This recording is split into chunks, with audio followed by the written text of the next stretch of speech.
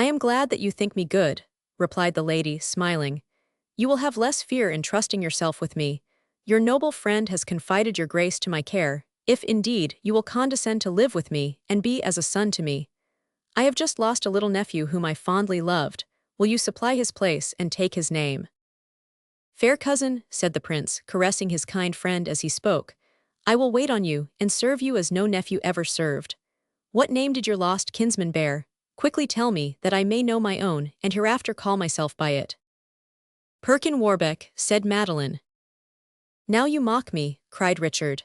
"That has long been my name, but I knew not that it gave me a claim to so pretty a relation." "This courtly language," replied the lady, "betrays your grace's princeliness. What will our Flemish boors say, when I present the nursling of royalty as mine?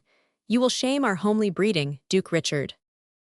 "I beseech you, fair mistress," said Lovell, who now joined them, "to forget, even in private, such high-sounding titles. It is dangerous to play at majesty, unaided by 10,000 armed assertors of our right. Remember this noble child only as your loving nephew, Perkin Warbeck. He, who well knows the misery of regal claims unallied to regal authority, will shelter himself gladly and gratefully under the shadow of your lowly bower." And now, as the wintry sun rose higher, the travelers prepared for their departure. Warbeck first left them to find and to dismiss his domestics, who would have been aware of the deception practiced in the person of Richard. He returned in a few hours for his sister. The Duke and Lord Lovell then separated. The intervening time had been employed by the noble in schooling the boy as to his future behavior, in recounting to him his plans and hopes, and in instructing him how to conduct himself with his mother, if indeed he saw her. For Lovell was ignorant how Lady Brampton had succeeded at Winchester, and how far it would be possible to bring about an interview between the Queen and her son. At length Warbeck returned. The travellers mounted, and Lord Lovell, watching from the cottage door, beheld with melancholy regret the prince depart. The long habit of intercourse, the uncertain future, his high pretensions and his present state, had filled the cavalier with moody thoughts, unlike his usual sanguine anticipations and energetic resolves. "This is womanly," at last he thought, as the reflection that he was alone, and had perhaps seen his beloved charge for the last time, filled his eyes with unwonted tears. "To horse, to my friends. There to plan, scheme, devise, and then again to the field." Days and weeks passed, replete with doubt and anxiety to the Queen and her enthusiastic friend at Winchester. Each day, many, many times, Lady Brampton visited the cathedral to observe whether the silver heart was suspended near the altar, which she had agreed with Lord Lovell should be the sign of the Duke's arrival. The part Elizabeth Woodville had to play meanwhile was difficult and painful. She lived in constant intercourse with the Countess of Richmond. The wishes and thoughts of all around were occupied by the hope of an heir to the crown, which the young Queen would soon bestow on England. The birth of a son, it was prognosticated, would win her husband's affection, and all idea of future disturbance, of further risings and disloyalty, through the existence of this joint offspring of the two roses, would be forever at an end. While these hopes and expectations formed, it was supposed, the most flattering and agreeable subject of congratulation for the Dowager Queen, she remained sleepless and watchful, under the anticipation of seeing her fugitive son, the outcast and discrowned claimant of all that was to become the birthright of the unborn child. At length the unwearied cares of Lady Brampton were rewarded. A small silver heart, bearing the initials of Richard, Duke of York, was suspended near the shrine, and as she turned to look who placed it there, the soft voice of Madeline uttered the word of recognition agreed upon. Joy-filled Lady Brampton's heart, as the brief answers to her hurried questions assured her of Richard's safety. The same evening she visited, in disguise, the abode of Warbeck, and embraced, in a transport of delight, the princely boy, in whose fate she interested herself with all the fervor of her warm heart. She now learnt the design Lord Lovell had of placing Richard in safety, under Madeline's care in Flanders, until his friends had prepared for him a triumphant return to England. She concerted with her new friends the best mode of introducing Richard into his mother's presence, and it was agreed that, early on the following morning, Madeline and the Duke should seek one of the small chapels of the Cathedral of Winchester, and that Elizabeth should there meet her son. With an overflowing heart, Lady Brampton returned to communicate this intelligence to the royal widow, and to pass with her the intervening hours in oft-renewed conjectures and anticipations concerning the Duke of York. To modern and Protestant England, A cathedral or a church may appear a strange place for private assignations and concealed meetings. It was otherwise in the days of our ancestors, when, through similarity of religion, our manners bore a greater resemblance than they now do to those of foreign countries. The churches stood always open, ready to receive the penitent, who sought the stillness of the holy asylum the more entirely to concentrate his thoughts in prayer. As rank did not exempt its possessors from sin nor sorrow, neither did it from acts of penitence, nor from those visitations of anguish. When the sacred temple was sought, as bringing the votarist into more immediate communication with the deity, the Queen Dowager excited, therefore, no suspicion, when, with her rosary formed of the blessed wood of Lebanon encased in gold in her hand, with Lady Brampton for her sole attendant, she sought at 5 in the morning the dark aisle of the Cathedral of Winchester, there to perform her religious duties. 2 figures already knelt near the altar of the chapel designated as the place of meeting. Elizabeth's breath came thick, her knees bent under her. She leaned against a buttress, while a fair-haired boy turned at the sound. He first looked timidly on her, and then, encouraged by the smile that visited her quivering lips, he sprung forward and, kneeling at her feet, buried his face in her dress, sobbing, while bending over him, her own tears fell on his glossy hair. Lady Brampton and Madeline retired up the aisle, leaving the mother and child alone. "Look up, my Richard," cried the unfortunate widow. "Look up, son of King Edward, my noble, my outcast boy. Thou art much grown, much altered since I last saw thee. Thou art more like thy blessed father than thy infancy promised." She parted his curls on his brow and looked on him with the very soul of maternal tenderness. "Ah, were I a cottager," she continued, "though bereft of my husband, I should collect my young ones round me and forget sorrow. I should toil for them, and they would learn to toil for me. How sweet the food my industry procured for them, how hallowed that winch their maturer strength would bestow on me. I am the mother of princes. Vain boast, I am childless." The Queen, lost in thought, scarcely heard the gentle voice of her son, who replied by expressions of endearment, nor felt his caresses. But collecting her ideas, she called to mind how brief the interview must be, and how she was losing many precious moments in vain exclamations and regrets. Recovering that calm majesty which usually characterized her, she said, "Richard, arise. Our minutes are counted, and each must be freighted with the warning and wisdom of years. Thou art young, my son, but Lady Brampton tells me that thy understanding is even premature. Thy experience indeed must be small, but I will try to adapt my admonitions to that experience. Should you fail to understand me, do not on that account despise my lessons, but treasure them up till thy increased years reveal their meaning to thee. We may never meet again, for once separated 10,000 swords and twice 10,000 dangers divide us perhaps forever. I feel even now that it is given to me to bless thee for the last time, and I would fain to the last be the cause of good to thee. I have lived, ah, how long, and suffered, methinks, beyond human suffering. Let the words I now utter live in thy soul forever. My soul is in them. Will not my son respect the sacred yearnings of his mother's heart?" Touched, penetrated by this exordium, the tearful boy promised attention and obedience. Elizabeth sat on a low tomb, Richard knelt before her. One kiss she imprinted on his young brow, while endeavoring to still the beating of her heart, and to command the trembling of her voice. She was silent for a few moments. Richard looked up to her with mingled love and awe. Wisdom seemed to beam from her eyes, and the agitation that quivered on her lips gave solemnity to the tone with which she addressed her young auditor. She spoke of his early prospects, his long imprisonment, and late fortunes. She descanted on the character of Henry Tudor, describing him as wise and crafty, and to be feared. She dwelt on the character of the Earl of Lincoln and other chiefs of the House of York, and mentioned how uneasily they bore the downfall of their party. No pains, no artifice, no risk, she said, would be spared by any one of them to elevate an offspring of the White Rose, and to annihilate the pretensions and power of Lancaster. "Still a boy, unmeet for such contest, noble blood will be shed for you, my son," she continued. "And while you are secluded by those who love you from danger, many lives will be spent for your sake. We shall hazard all for you, and all may prove too little for success. We may fail, and you be thrown upon your own guidance, your unformed judgment, and childish indiscretion. Alas, what will then be your fate? Your kinsmen and partisans slain, your mother broken-hearted, it may be dead. Spies will on every side environ you, nets will be spread to ensnare you, daggers sharpened for your destruction. You must oppose prudence to craft, nor, until your young hand can wield a man's weapon, dare attempt aught against Henry's power. Never forget that you are a king's son, yet suffer not unquiet ambition to haunt you. Sleep in peace, my love, while others wake for you. The time may come when victory will be granted to our arms.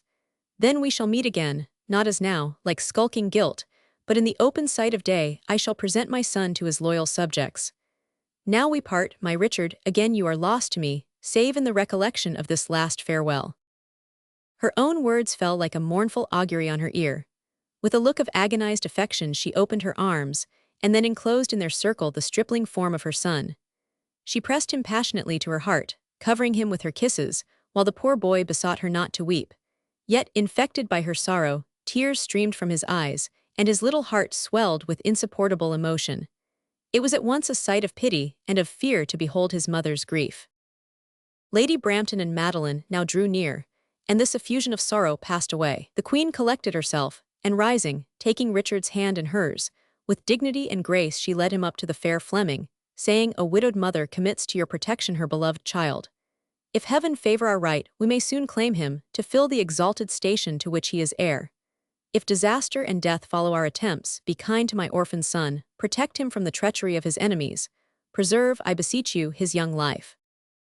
Madeline replied in a tone that showed how deeply she sympathized in the Queen's sorrows, while she fervently promised never to desert her charge. "Now depart," said Elizabeth. "Leave me, Richard, while I have yet courage to say adieu." Elizabeth stood watching, while the forms of the prince and his protectress disappeared down the dark aisle. They reached the door, it swung back on its hinges, and the sound, made as it closed again, reverberated through the arched cathedral. The unfortunate mother did not speak. Leaning on her friend's arm, she quitted the church by another entrance. They returned to the palace in silence, and when again they conversed, it was concerning their hopes of the future, the schemes to be devised.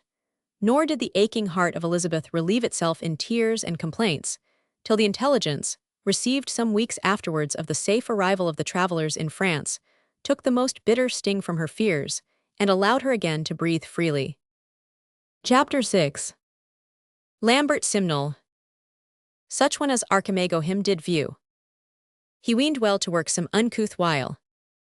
Eftsoon untwisting his deceitful clue, he 'gan to weave a web of cunning guile.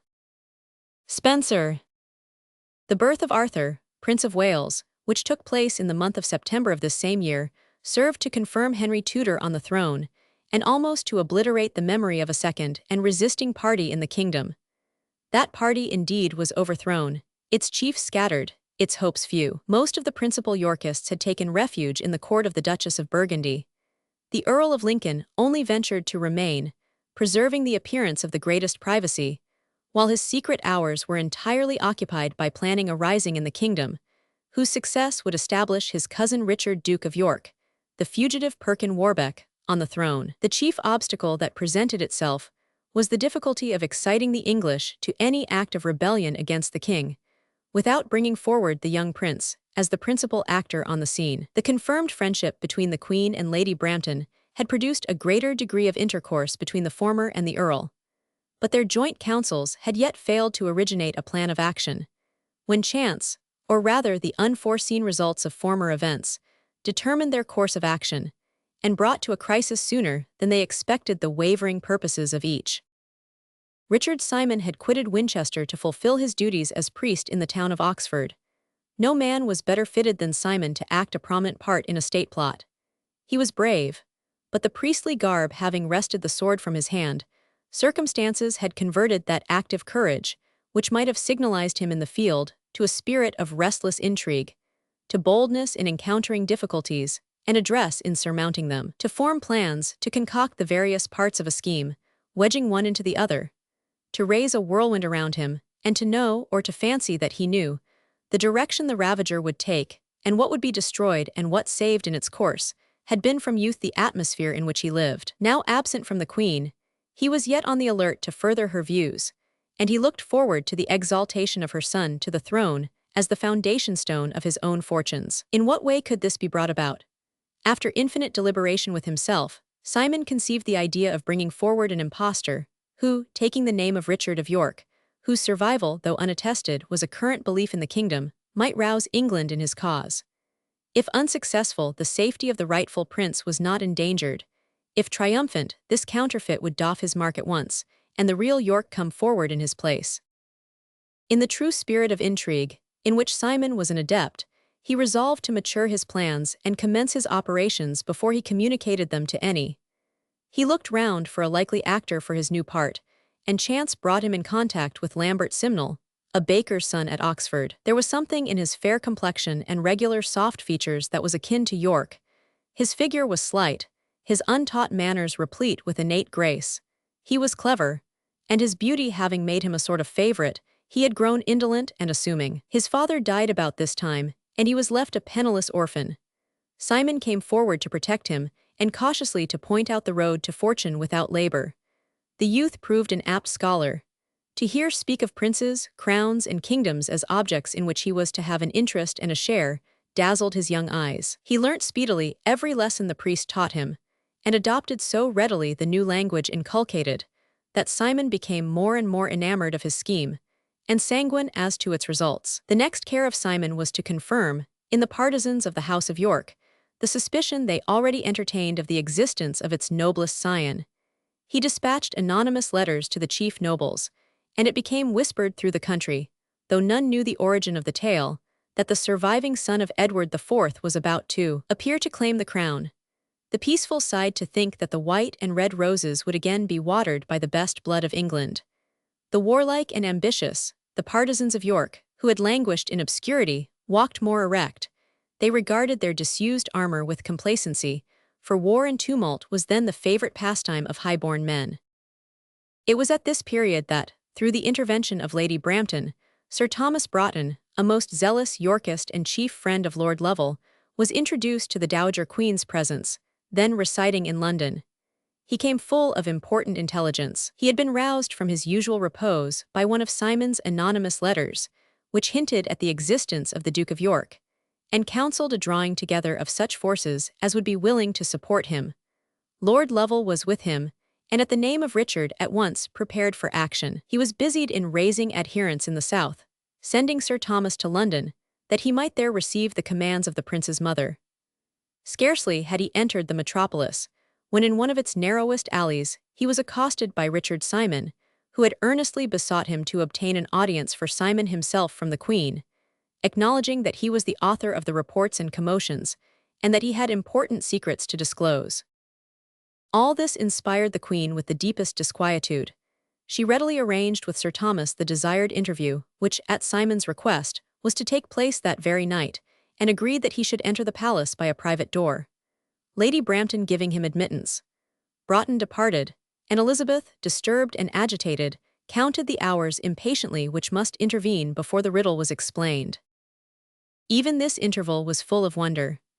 A report was circulated, which soon reached the palace, that the Earl of Warwick, in endeavouring to escape from the Tower in a boat, had fallen into the river, and was drowned before assistance could be afforded. Such was the current tale, but many suspected that the king was privy to a more guilty termination of his unhappy prisoner, of whose death none entertained a doubt.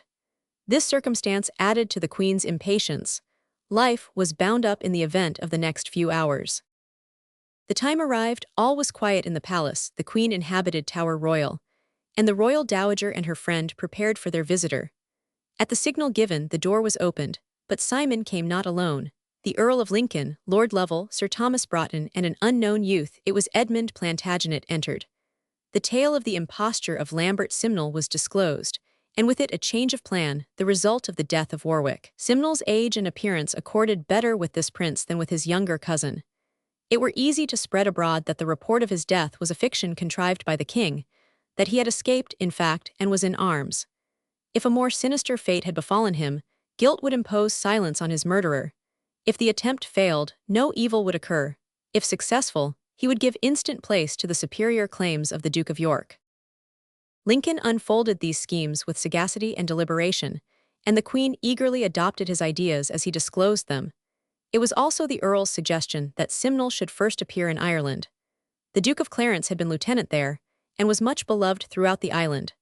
Through neglect and forgetfulness, all the councillors and officers appointed by Clarence had been unremoved by the new government, and might easily be induced to favour his persecuted son. The Duchess of Burgundy was also to be applied to, and counsel was held as to who should be informed of the truth, who deceived in this hazardous attempt. Night wore away, While still the conspirators were in deliberation, they separated at last, each full of hope, each teeming with gallant resolution. Henceforth the false smile or ill-concealed frown of their enemy was indifferent to them. Their good swords were their sure allies. The very victory gained by Henry at Bosworth raised their expectations. One other battle might give them again all that then they lost. Chapter 7. The Battle of Newark. Within these 10 days take a monastery. A most strict house, a house where none may whisper, where no more light is known but what may make you believe there is a day where no hope dwells, nor comfort but in tears. Beaumont and Fletcher. With the consciousness of this plot weighing on her mind, Elizabeth Woodville continued her usual routine of life, and made a part of the court of Henry VII. She had long been accustomed to pass from one evil to the other, and to find that when one cause for unhappiness died away, it gave instant place to another. She felt, with all the poignancy of a mother's disappointed pride, the situation of her daughter. Neglect was the lightest term that could be applied to the systematized and cold-hearted tyranny of Henry towards his wife. For not only he treated her like an unfavored child, whose duty it was to obey without a murmur, and to endeavor to please, though sure of being repulsed. At the same time that he refused to raise her above this state of degradation, he reproached her with the faults of maturity, and stung her womanly feelings with studied barbarity. He taunted her with her attachment to her family and its partisans, spoke with triumph of its overthrow, and detailed with malignant pleasure every severe enactment passed by himself against the vanquished Yorkists. Then, again, he accused her of participating in her parents' intrigues, and though proud of the son she had given him, as the heir of his crown, he divided, as much as possible, the infant from the mother, under the avowed though ridiculous pretense of preventing her from inculcating principles of rebellion towards his liege and father. This last blow sunk deep. She had hitherto borne his harshness meekly, sustained by the hope of overcoming his flinty nature by softness and yielding. She had anticipated that the fresh enmity conceived against her on the event of Lord Lovell's rebellion would be entirely allayed by her pretty Arthur, whose birth was solemnized by many rejoicings. But when she found this last hope fail, every expectation of good died away with it. Among other acts of duty, she had for a long time pursued a system of self-denial, deeming it a breach of duty to complain of her husband, even to her mother. But this mother, acquainted with the secrets of the human heart, and desirous of detaching her entirely from her husband, exerted all the influence that one experienced and firm can exercise over the young and vacillating. She brought her to lament her situation, and to complain of each fresh token of the king's disregard. The barrier of self-restraint once broken through, the sympathy and remonstrances of her parent emboldened her to such a change of conduct towards Henry as at first excited his surprise, then his contempt. The many rumors afloat concerning the existence of the Duke of York served also to rouse his angry mood. If at first he appeared somewhat complacent towards his mother-in-law, it was from an endeavor to put her off her guard, and to attract or surprise her confidence on the point which lay nearest his heart. But when he found that his attacks were vain, his undisguised arrogance and her ill-concealed resentment produced scenes, disgraceful in themselves, and agonizing to the wife and daughter who was their witness. At this moment, when suspicion was abroad, the Lancastrians fearful, the Yorkists erect with renewed hopes, like the bursting of a thunderstorm came the intelligence of the appearance of the Earl of Warwick in Dublin, his enthusiastic reception there, the rising of the people in his favor, and the menaces held out by him of his intention to wrench the scepter of England from the hand of him who held it. Henry alone heard these momentous tidings with contempt. The Earl of Kildare, Lord Lieutenant of the kingdom, had received the pretender with princely honours, yet the very circumstance of a false son of Clarence being supported by the Yorkists was the occasion of satisfaction to him. His only fear arose from the probable mystery covered by these designs. He was angry at the disloyalty manifested, but it was in a distant province, and so came not home to him. There appeared no falling off, no disturbance among his English subjects. Still caution and policy were the weapons he best loved to wield, and he dispatched several spies to Ireland to endeavor to fathom the extent and nature of the rebellion. The chief among them was his own secretary, Frion, a Frenchman, a crafty and experienced implement. He succeeded in bringing back irrefragable proof that the Dowager Queen mingled deeply in the plot. Henry hated Elizabeth Woodville. He considered that it was principally through her restless scheming that he had been forced to marry the portionless, her detested claim to his crown her only dower daughter of York, instead of forming an union with a foreign princess. Perhaps Mary of Burgundy, or Anne of Brittany, either of whom would have brought gold to his coffers, or extensive domains to his empire. He hated her, because he deeply suspected that she was privy to the existence of a formidable rival to his state. He knew that the young Duke of York had not died in the Tower. In every way she was his enemy. Besides that link to her ruin was the sweet idea of confiscation, one ever entertained with delight by the money-loving king. He assembled a council in his palace at Sheen, which stood near where Richmond now stands. The chiefs of the English nobility were his councillors. The Duke of Buckingham, son of him who first favoured and then rose against Richard III. The Lords Daubeny and Broke, who had been raised to the peerage for their services in the same cause. Lord and Sir William Stanley, men to whom Henry principally owed his crown. Others there were of high rank and note, but the king paid most attention to two priests. John Morton, Bishop of Ely, and Richard Fox, Bishop of Exeter, were his private advisers and friends, as well as public councillors. Morton had watched over his interests while in exile. He first had excited the Duke of Buckingham to revolt, and hatched the plot which placed Richmond on the throne. The council held was long and solemn, and the results, brought about more by insinuation than open argument, were different from those expected by most of the persons present. First, it was resolved that a general pardon should be proclaimed to the insurgents. No exceptions were to be made. Those persons then in the very act of setting up his adversary were included. For as, by the second decree, that the real Earl of Warwick should be shown publicly in London, the deception would become manifest. If indeed they were deceived, it was thought more politic to reclaim them by clemency than by severe measures to drive them to despair. The third and last enactment was levelled against the Queen Dowager. Many of the council were astonished to hear it proposed that she should forfeit all her goods and lands and be confined for life in a convent, for having consented to the marriage of her daughter and Richard III, while the ready acquiescence of the king and his chief advisers made them perceive that this measure was no new resolve. These three decrees passed, the council separated, and Henry returned to Westminster, accompanied by Sir William Stanley. To him he spoke openly of the treason of the Queen. He even ventured to say that he was sure that some mystery lurked beneath.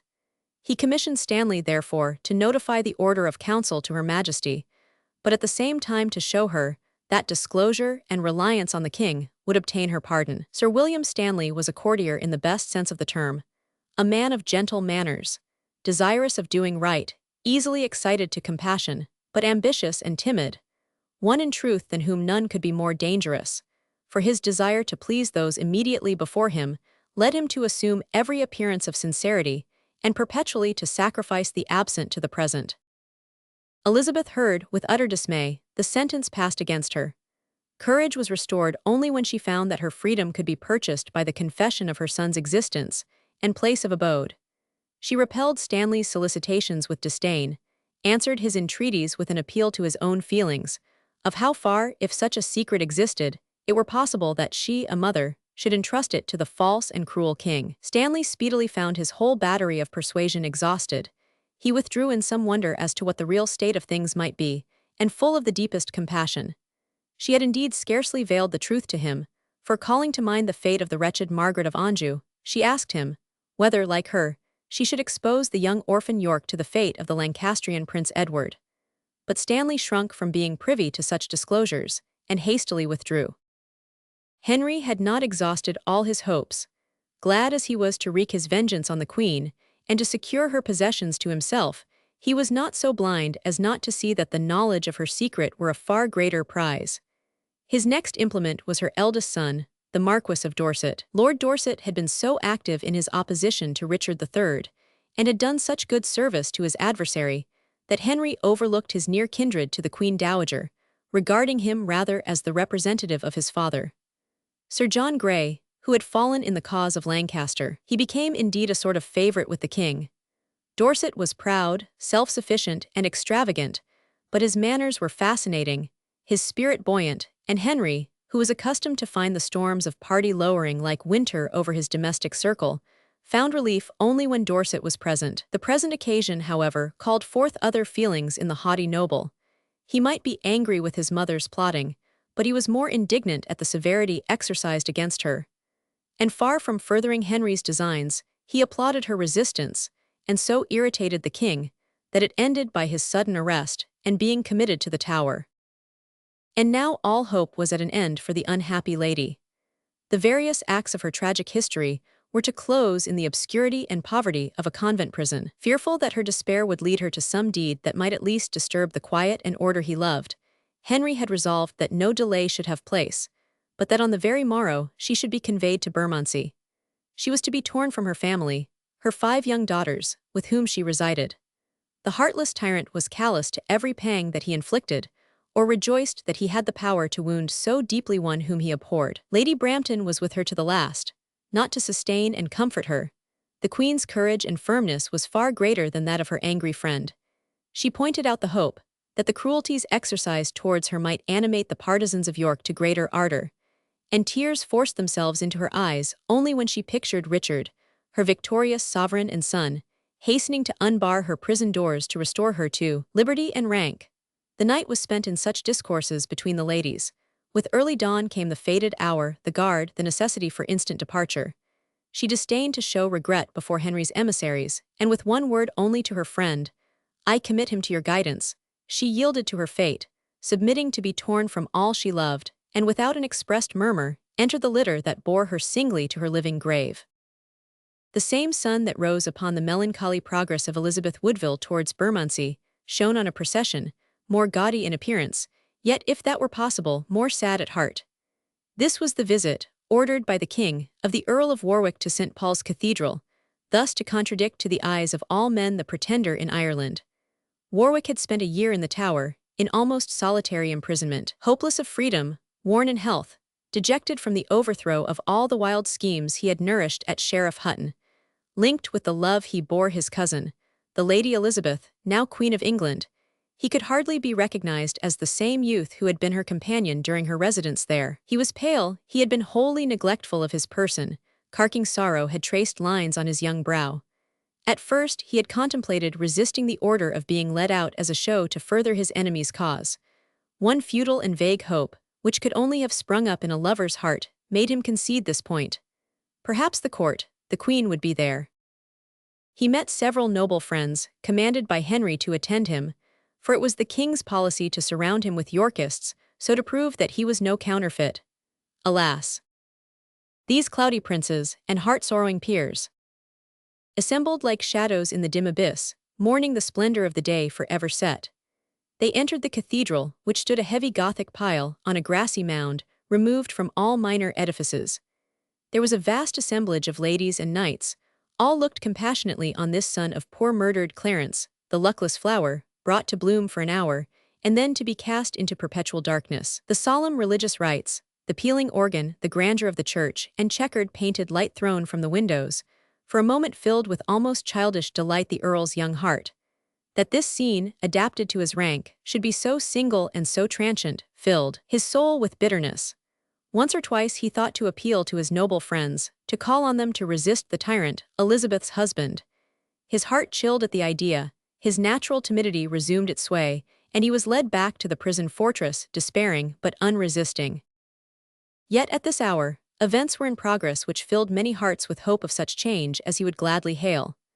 On the news of the Queen's arrest, Lord Lincoln had departed with all speed to Flanders, to his aunt, the Duchess of Burgundy, to solicit her aid to attack and overcome the enemy of their vanquished family.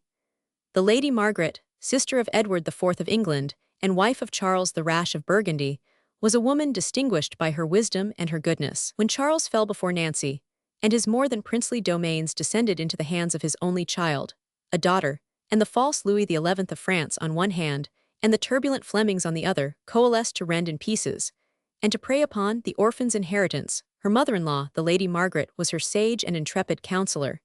And when this young lady died, leaving 2 infant children as co-heirs, the Dowager Duchess entirely loved and tenderly brought them up, attending to their affairs with maternal solicitude, and governing the country subject to them with wisdom and justice. This lady was warmly attached to her family. To her the Earl of Lincoln and Lord Lovell resorted, revealing the state of things. How her nephew, young Richard, was concealed in poor disguise in French Flanders, and how they had consented to Richard Simon's plots, and hoped that their result would be to restore her brother's son to the throne of their native land. The Duchess of Burgundy possessed a proud and high spirit. The abasement in which her niece, the Lady Elizabeth, was held by the Earl of Richmond, she, the real giver of his crown, not having herself been crowned, the rigor exercised towards the Yorkist chiefs, many of whom had been her defenders and friends in time of flight and defeat, the calumnies heaped on the various members of her royal house, made a prospect of displanting Henry and of revenge grateful to her. She acceded to the Earl's request, gave him an aid of 2,000 Germans, led by Martin Swartz, a man of family and note in Germany, providing them with vessels to take them to Ireland, and blessing their expedition with her best and earnest wishes. On their arrival in Dublin, a gay and brilliant scene was acted, which raised the enthusiasm of the Irish, and spread a glory round the impostor they supported. The exhibition of the real Earl of Warwick had produced no effect in Ireland. Thomas Geraldine, Earl of Kildare, asserted that Henry had brought forward a counterfeit, and Lambert Simnel lost no credit among them. He was proclaimed King of England. He was crowned by the Bishop of Meath with a diadem taken from an image of the Blessed Virgin. A parliament was convoked in his name, and every measure taken to ensure his power in Ireland, and to gather together forces wherewith to invade the sister island. The English lords felt far more anxiety than their allies in the result of this insurrection. Although it had been disregarded by the Irish, the effect produced in England by the visit of Warwick to St. Paul's was such as Henry had anticipated, and the counterfeit in Ireland found few supporters among the Yorkists. Still, it was necessary to end as they had begun. To acknowledge the imposture, so to bring forward the young son of Edward, would have been to all appearance too barefaced a cheat. Lovell, as a gallant soldier, was ready to spend his blood in any enterprise that promised to advance the White Rose. But he, as well as the Earl of Lincoln, mingling sad memories of the past with careful forethought, looked forward to the result of Richard Simon's contrivance with well-founded dread.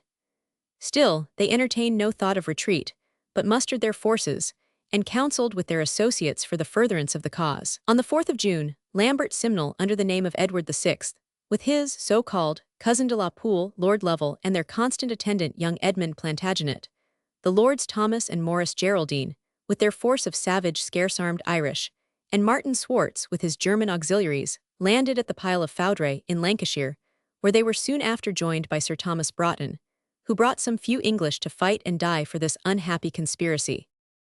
Henry was prepared for their arrival.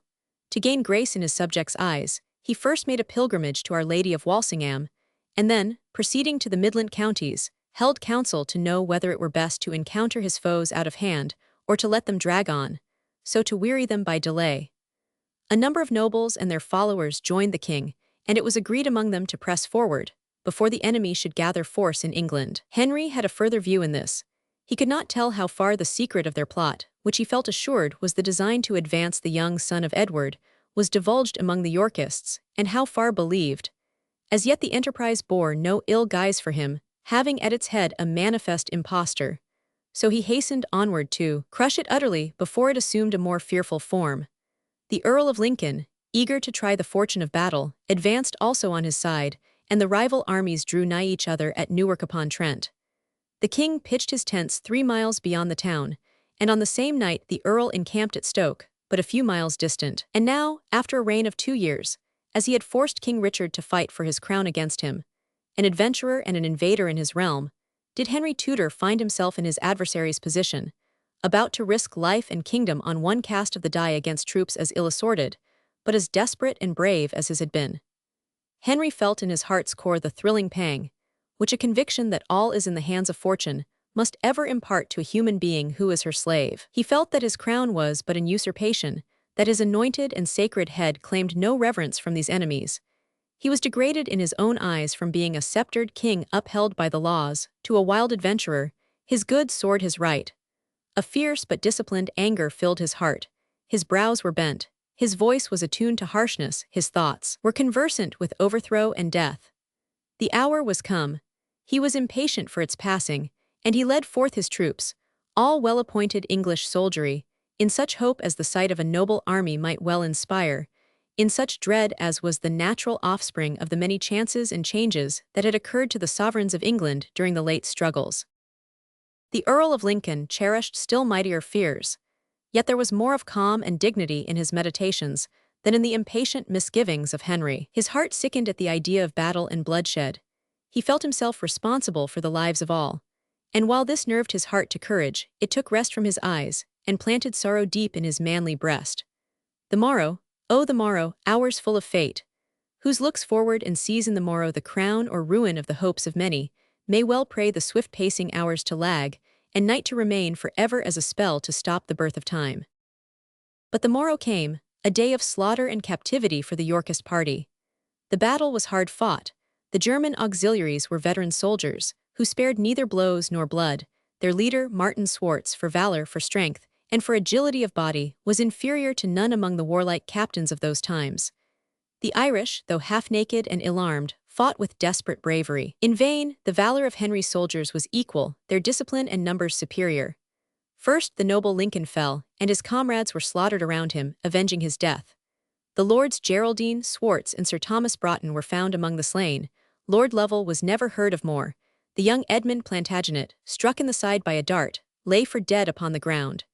Richard Simon and his false-seeming pupil were among the prisoners. Such was the event of the last attempt of the Yorkists to raise the bruised white rose to its old supremacy. All of high rank and power that owned this symbol were gone. Lincoln, the best column of its fortunes, was destroyed. Nothing remained save the orphan prince, the royal exile, a boy of 13 years of age, brought up as the child of a Flemish moneylender. To hide himself in safe obscurity was his only wisdom, till time should give strength to his arm, sagacity to his plans, and power to his acts. Happy if he could find any concealment sufficiently obscure to baffle the discernment of Henry, and to save him from the arts of those whom he would employ to discover and seize on him. Henry again felt himself secure on his throne.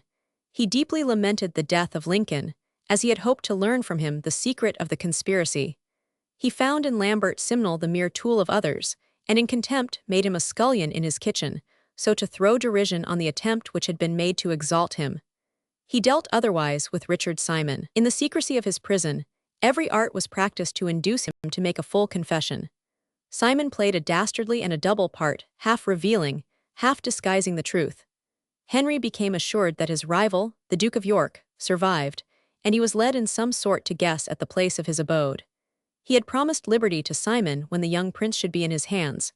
Meanwhile he was imprisoned in the monastery in which he was fated to close his existence. Chapter 8. The Discovery. Our king he kept a false steward. Sir Aldinger they him call. A falser steward than he was one.